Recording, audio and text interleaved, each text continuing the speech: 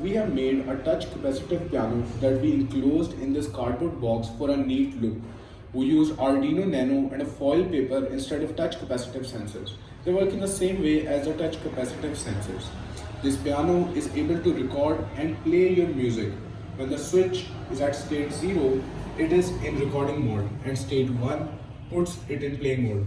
We made this piano using a mini Arduino, breadboard, DC to DC voltage booster, 18650 battery charging module, 8 1 ohm resistors, 12 volt piezoelectric buzzer, and two 18650 rechargeable battery.